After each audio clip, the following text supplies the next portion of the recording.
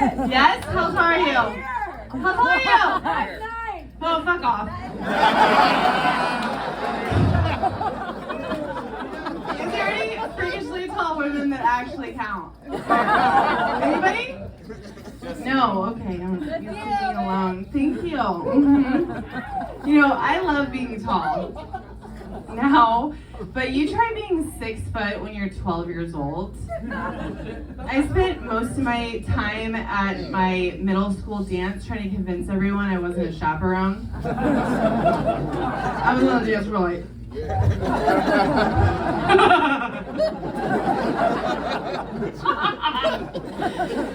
And my friends in the corner were like, Stacy's aunt is really fucking weird. You know, you've heard of the ugly duckling syndrome? Yes? Oh yeah. I was more like an ugly giraffe, just rocking the playground, just rolling for friends, like, hey, hey, hey. Do you want me to push you on the swing?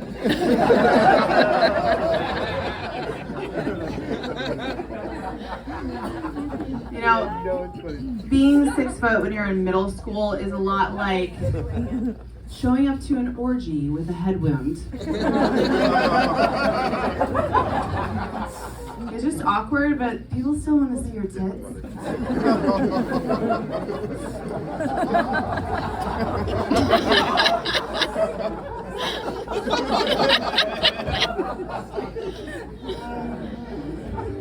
But I got over it. My husband and I are about to celebrate our 10-year wedding anniversary.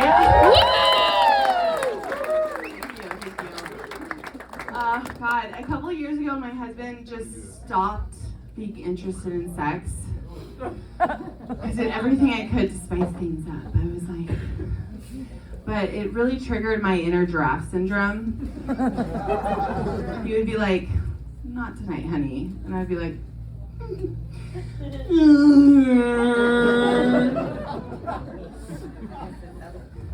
you know, but it turns out he just got his blood work done. It was just low testosterone. And I am still hot.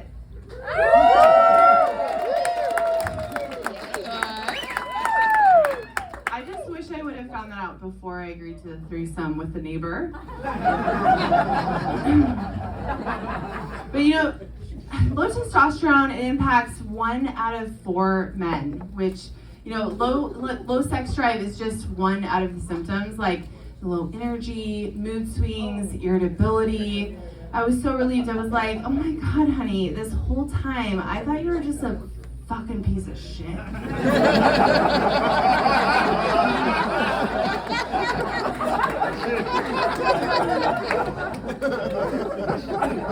You know, but low testosterone, it actually should come, like the testosterone treatments should actually come with a care package. Like, it should come with an ice pack and lube and Plan B. So we have 2 beautiful daughters. They're 3 and 5. God, I love those cunts. You know, I love being a mom. I really do. But being a parent is hard. Yeah. What's hard is that you have to be kind even when your kid is being difficult. You try gentle parenting when you get them a toy, and instead of saying thank you, they're like, well, it's daddy's money anyway. Oh, you fucking bitch. You know, I hate that she's right, you know. But, you know, when you live with 2 little kids, it's a lot like living in a psych ward. You know, there's a lot of kicking and screaming and crying.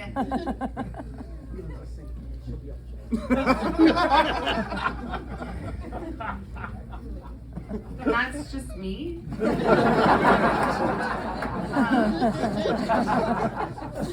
You know, being a mom, it changes you. It changes you.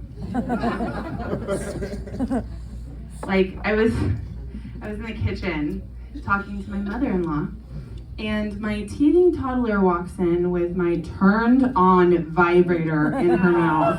She's like, hold on!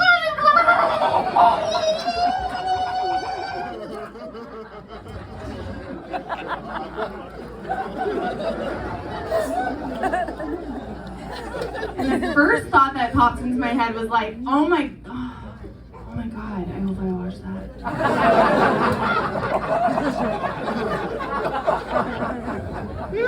You know, because I don't want her sucking on my sweet, sweet cum. So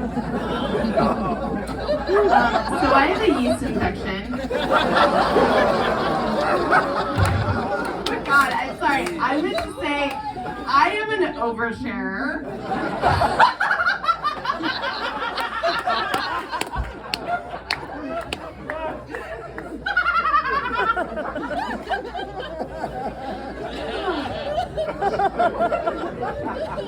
You know, I kind of see oversharing as like my superpower. I'm kind of like the Hulk, but instead of turning green, I become transparent and tell you way too much about my vaginal discharge, which is not transparent right now.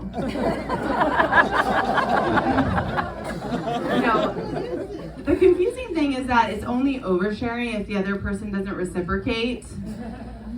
You know, it's kind of like social gambling. I either make a bestie for life or I tell my husband's boss how much my husband wants to be fucked in the ass. But you see, it's working. They've been going on a lot of fishing trips together, you know?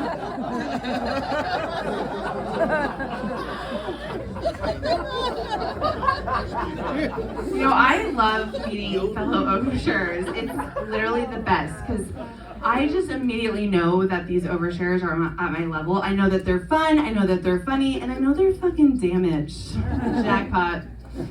You know, oversharing is kind of like my friendship test. I'll be like at a party and I'm like, I was breastfed until I was 8 years old. I was literally like, Mommy, we have to stop this.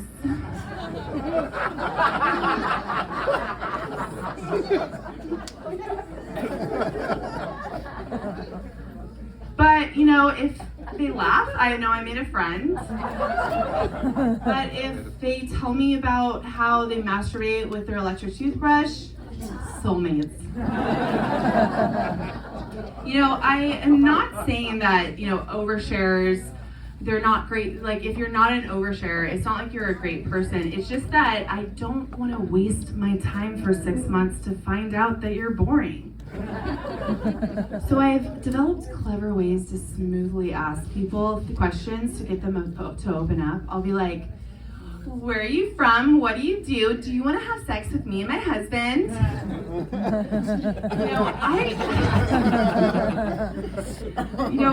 I love oversharers that are immediately, I know that I grill new friends like a first date, like someone's on a first date and they wanted to be married 5 years ago.